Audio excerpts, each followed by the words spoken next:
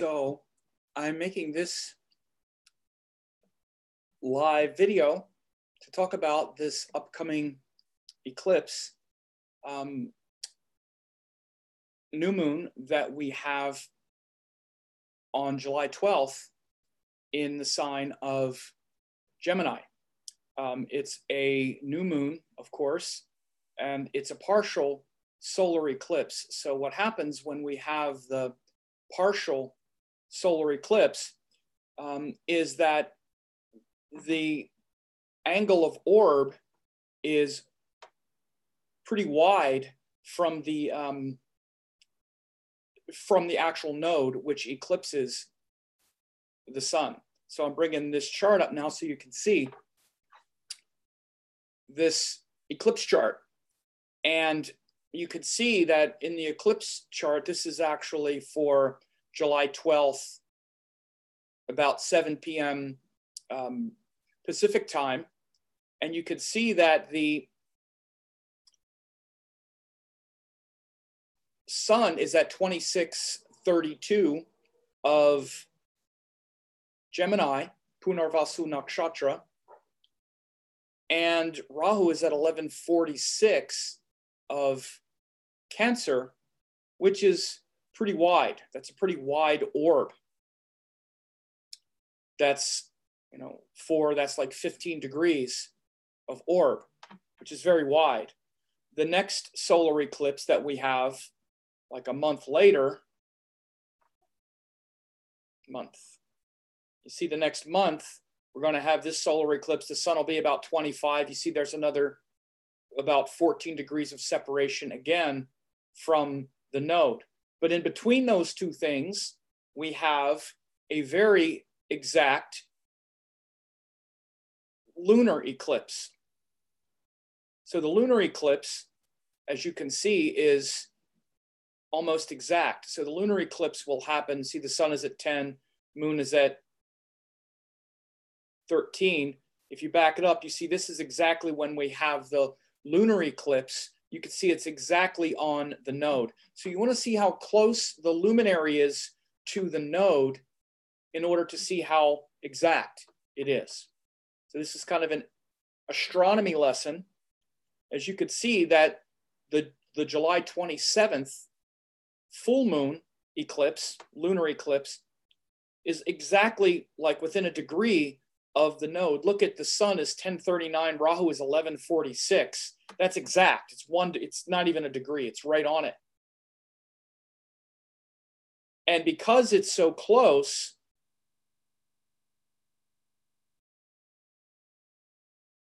we can infer that the surrounding eclipses are going to be wide. This is why you have it that way, because this eclipse that's happening on July 12th is very wide, and the one that's happening on August 11th, I think it is also wide.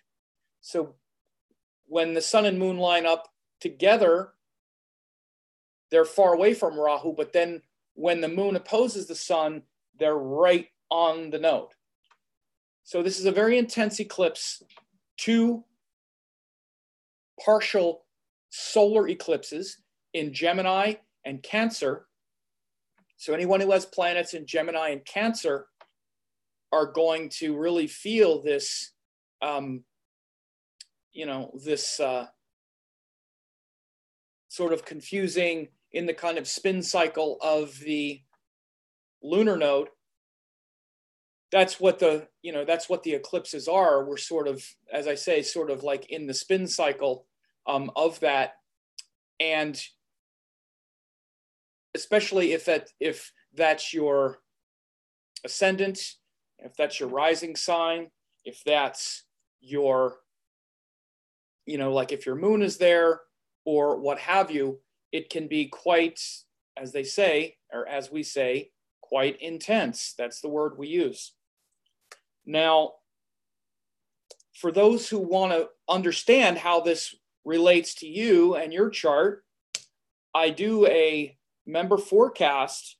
In fact, I just did the one for today, or for this one, for this week, or I'm sorry, for this, for this eclipse cycle. I just did the one a few minutes ago for my members. You can see it here at the Vedic Astrology Training Lab. I do the forecasts here. This is the Gemini forecast eclipse. I just did it.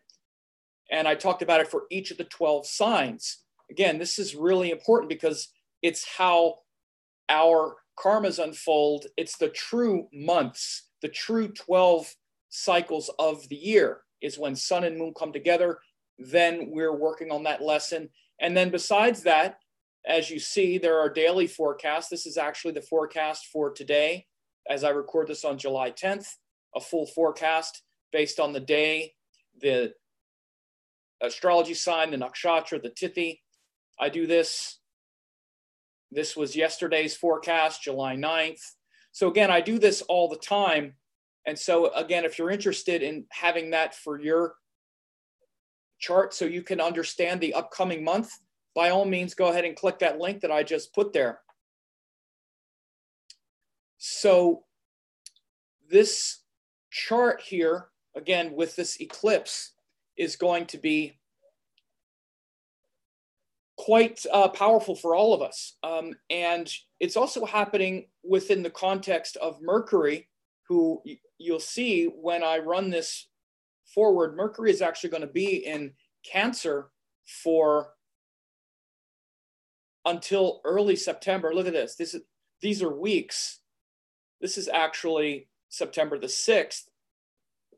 So Mercury is actually going to be in Cancer until September the 2nd. That's a long time for Mercury to be in a sign.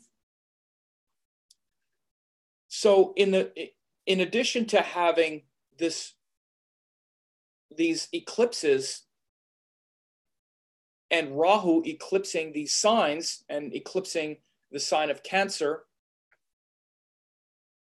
Mercury is also going forward and backward over the actual eclipse, which is, of course, brings a certain amount of emotional and intellectual sort of confusion. Mercury in Cancer is really about trying to put feelings into words, trying to understand why we feel the way we do. But sometimes, you know, the faculty of Mercury, which is the discrimination to separate out all of our impulsive emotional choices and decisions, gets compromised in Cancer, because Cancer is literally like your sort of messy feelings, right? It's like your messy emotions. That's what Cancer is. And so, for instance, how well do you articulate and communicate when you're crying? Not very well, right? And it's not like the only thing we do in Cancer is cry, but that's a sort of heightened emotion. But just with your feelings, they're not thoughts, they're not ideas, they're feelings, and we need to connect to them as a feeling. And so when Mercury is there, Mercury is not about that at all. You know, you have to understand that each planet only does the thing that it does. And it not only does that thing well, it's like the lord of that thing. It's the ruler of that faculty. It's the ruler, you know, Mercury is the ruler of intelligence and seeing beyond our passion and our getting all fired up about something and getting all emotional about something. Mercury is the planet that takes us beyond that. That's what it's for. It's to have discrimination. And so Mercury in Cancer will have us thinking quite emotionally, like the whole summer, as he goes forward and backward over Rahu. So it's not even just that Mercury is in Cancer in his retrograde cycle, is forward in his retrograde cycle. Notice I didn't even mention Mercury retrograde, you know, things breaking. No, that's certainly part of it. Mercury is retrograde. The reason he's in the sign that long is because he's retrograde, but I'm actually just talking about the fact that he's in the sign that long. Retrograde is another thing, but being in Cancer that long and being with Rahu shows two kind of, I don't want to say strikes against, but it's actually, you know, certainly, you know, things that will confuse our capacity for discrimination and clear thinking, clear-headedness, being able to interpret information and data sensibly rather than emotionally, right? This includes all kinds of things like the news, information, what's coming at us in governments and in the world and from our family and all around us. We're constantly being challenged to interpret data and information. That's all we do. We walk around, it's like, what's that mean? What's that mean? And we just want to understand it clearly and not be confused. So this is a big thing. This is going to be a big feature of the next, literally almost like 60 days. It's July 10th now. Mercury is going to be in Cancer, joined Rahu until early September. Like I said, so that's like almost 2 months. Well, and by the way, Mercury has been in Cancer for a couple weeks already. Yeah, so in total, you know, Mercury is in Cancer for 2.5 months. So it entered Cancer on June 25th. So June 25th until September 2nd. That's how long. That's like the whole summer. June 25th is like 2 days after summer. September 2nd is almost the whole summer. So understand this is also a big part of what is going on right now just in our world, is that sort of emotional thinking, not thinking with a lot of discrimination necessarily, but instead, and again, trying to put our feelings into words. This is, definitely,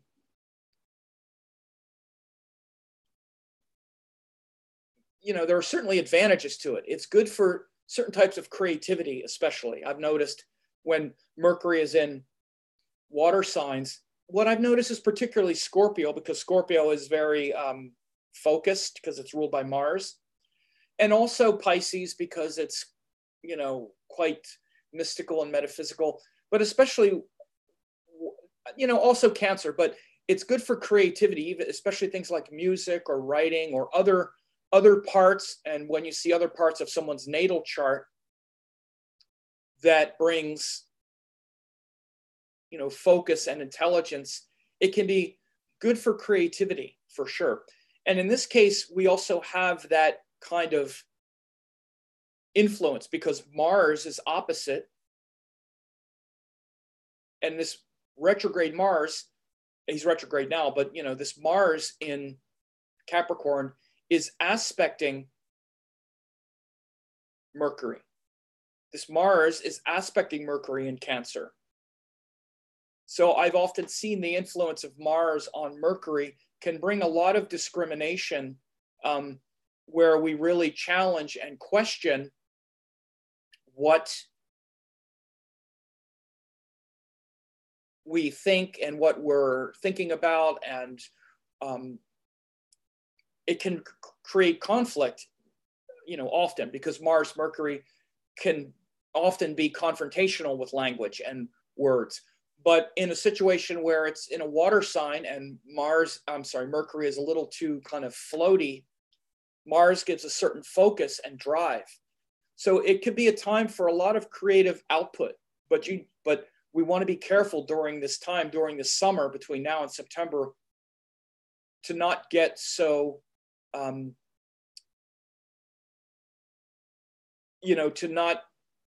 just watch getting confused or sort of tripped up in our words, and misinterpreting what others mean and what others intend.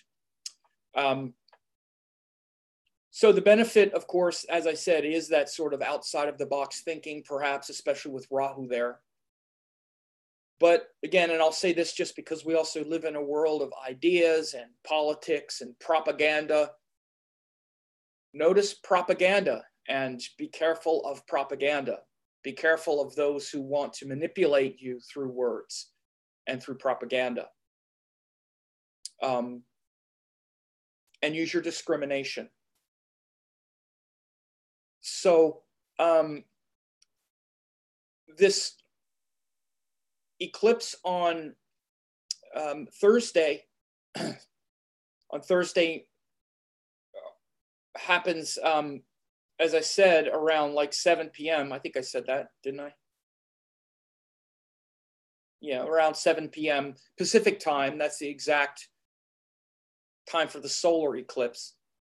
And it's in Punarvasu Nakshatra. Punarvasu means return of the light, or return of the lightness, return of the goodness. And it shows a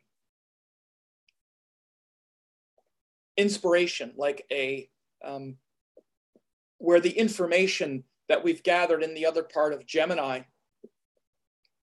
becomes anchored in the heart and becomes very inspiring. And of course, just to say, Vedic astrology is a purely sidereal system, always has been, back into the mists of time. These nakshatras are aligned with rashis. So Punarvasu is, the last section, 2640 of, I'm sorry, it's from 20 degrees of Gemini to 3 degrees, 20 minutes of Cancer, right? So that's where Punarvasu is. So from 20 degrees of Gemini, the last section of Gemini, to the very first section of Cancer, this is where that information gathering, and that you could think of it like the playful child who is gathering information and is excited about it, is inspired, right? And how we need to take the things that we are curious about and that we're interested in and bring them into the heart, bring them into our conscious awareness, into our consciousness, which is what the sign of Cancer is. Again, Gemini is that curiosity, that desire to know, to question why, and to be very open about the answer, not to be dogmatic about the answer. And eventually, as we gather information, there's, more and more information becomes, available to us. We find the beauty in certain things. Certain fact patterns are quite beautiful. Like, we can have a piece of data. There could be a piece of data that says, like, let's say when we look at like a Hindu god, let's say Lord Ganesha, who is the elephant-headed god. That's a piece of data. We can say, well, why is he had to have an elephant? That's dumb, or whatever. Like, we can have, Gemini is a kind of energy that would question that, like, what does that mean? Like, but from a point of openness, being curious. What? Why does he have an elephant head? And then we start looking at different data points, like, well, his trunk symbolizes something, and his ears symbolize something, his eyes symbolize something, the elephant itself symbolizes something. And so all these little data points disconnected from each other might be interesting. Oh, it's interesting that when we look at an elephant, the trunk is strong enough to uproot a tree, but it's also delicate enough to pick up a needle off the ground. So this is a metaphor for the intellect, which needs to be strong enough to uproot all of the dangerous and stupid ideas we have about what the world is. So it needs to be strong enough to uproot these trees of ignorance, this forest of Maya, this forest of illusion that we're in. By the way, that's why they used to take elephants to lead expeditions, because an elephant will clear the path. When you go behind elephants, it might not smell very good, but the elephants will clear the path. They'll bend a tree out of the way. They'll even pick a tree up and pull it out of the ground. But the trunk is also delicate enough to pick up something very small off the ground. So the mind, the intellect, has to be both strong enough, courageous enough, powerful enough to pull out these big trees of ignorance, but also delicate enough to see how this particular thought, this particular idea also needs to be picked up and moved out of the way. So now it's not just some data point, which is Gemini, this sort of data, but now that data is connected to other pieces of data, other ideas about an elephant, other ideas. It's just ideas connected together. And you start connecting ideas, and it's like this beautiful, okay. Now we're this is where it goes from the Gemini data collection to the feeling.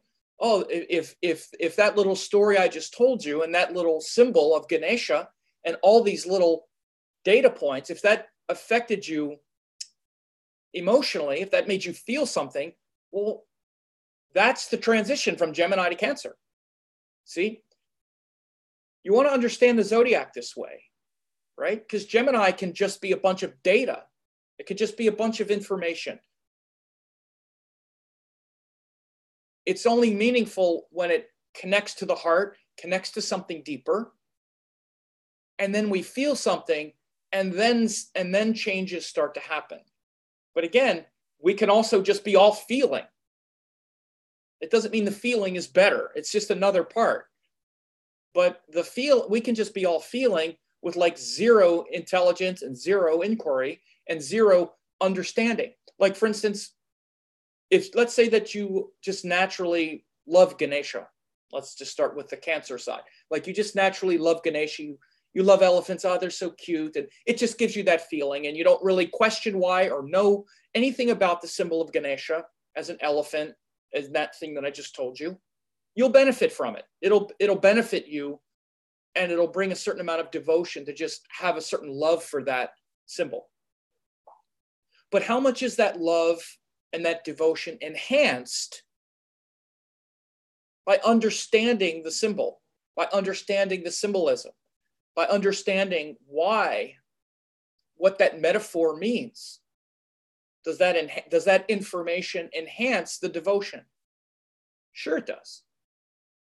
And then it takes it out of some weird kind of, well, what does that have to do with God or whatever? And you start to then understand the reason behind something and its usage. So I'm talking about this a lot because this Gemini Cancer section of the zodiac is going to be really important for the next, the next few months, especially.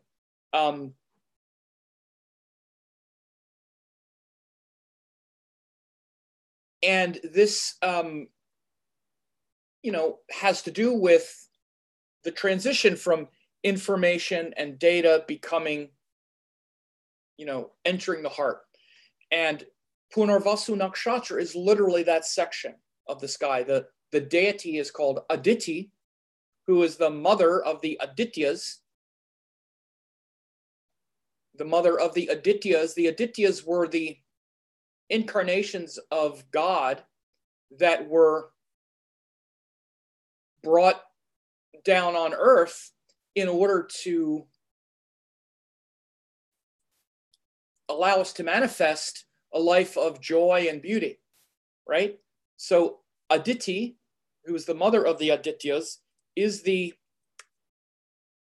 ruler of this nakshatra. So it literally shows where this sort of divine mother energy starts in Gemini and culminates in Cancer. And so the symbol is an arrow pointed up. So again, it shows this inspiration. And again, it shows the return of the light, which comes after the storm, the stormy qualities of Ardra, the previous nakshatra. Ardra, the previous nakshatra, is the quality of Gemini that's quite turbulent. It's like even related to like hurricanes and typhoons and It's where, you know, Gemini is a very wild sign. It can go all over the place. It's untamed. And so after all of that wild eccentricity of Ardra, we have the qualities of Punarvasu, return of the light. Just like after the flood and this torrential downpour, there's this beautiful sky and the air is crisp and clean and innocent and pure. So again, I'm going to be talking a lot about these things in the next couple months. I just put the link again to those, if you did want to get a, if you did want to see how these eclipses and whatnot will affect your sign, you can see that. Sorry, you could see that I actually, this is the member site here. Oops, where every day I also do a daily forecast. Every day you can keep up with this. As you see, I have the nakshatras there. The nakshatra today, Tuesday, July 10th, was Rohini. It was the 13th Tithi, 13th lunar day. So again, I talk about these things every day, about what the energy is of the day. You could try it only 50 cents. And in that link that you have, and this is the Gemini eclipse forecast for the members, those who are a member. Get that. This is the site where you can register only 50 cents. When you click there, it just takes you down. 14 days for 50 cents. You can cancel if you want. But then if you want to stay a member, it's only $39.95 every 30 days for as long as you want. I have members who've been literally for almost 10 years. I started the site in 2009. And I have people who have been members for the entire time. And I couldn't stop them if I tried. Doesn't matter what, they'll sign up, they'll stay. Because getting that daily forecast, people always ask me, what's the best way to stay up with the astrology? What's the best way? Well, the best way is to follow it every day. The best way is to follow it every day. I answer it always the same. I always answer it the same, and it's the best way is to follow it every day. And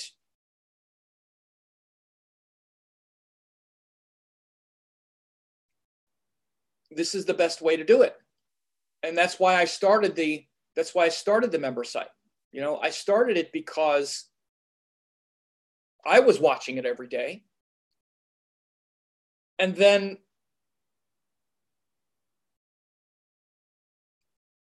of course, I was also following the full moons and new moons and noticing these cycles, all the stuff that I'm telling you about. And I'm telling you about these things now because, because I want you to be able to benefit from it.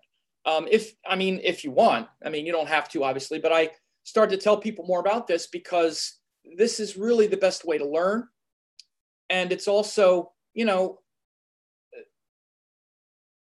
something that really reconnects us with the truth of why astrology works. It works because of these cycles. By the way, especially in India, all of the cycles are, all of their holidays and all of that are timed to these cycles. Like there's a celebration called Guru Purnima, which means the full moon of the Guru.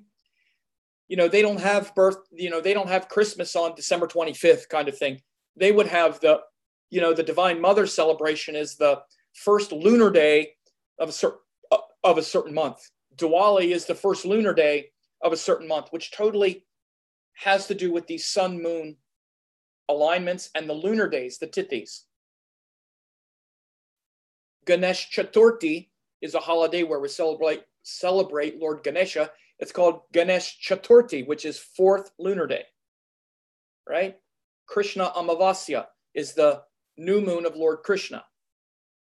So this is everywhere, okay? So I invite you to, to partake in that if you're interested. And, if not, then that's fine too. I hope you enjoyed this update about this solar eclipse new moon cycle in Gemini in Punarvasu Nakshatra. And I hope you liked the, sort of astronomy lesson as well. So I'll look in here and see if there's any questions that I want to answer. Someone said, is your chart calculator working? That's a script that I borrow. It usually works. Sometimes it doesn't, but it usually does. Most of the time I'll get the thing that says it's not working, and then I go and it works. So a lot of it has to do with your browser, your computer. There is another link to it. So again, yeah, it usually works. I mean, I don't have where it hardly ever has any problems. So I don't know what else to say about that. You see any other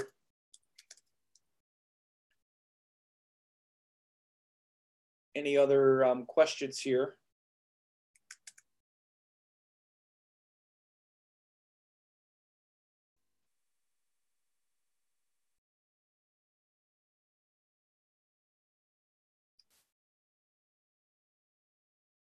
So we'll just leave it at that.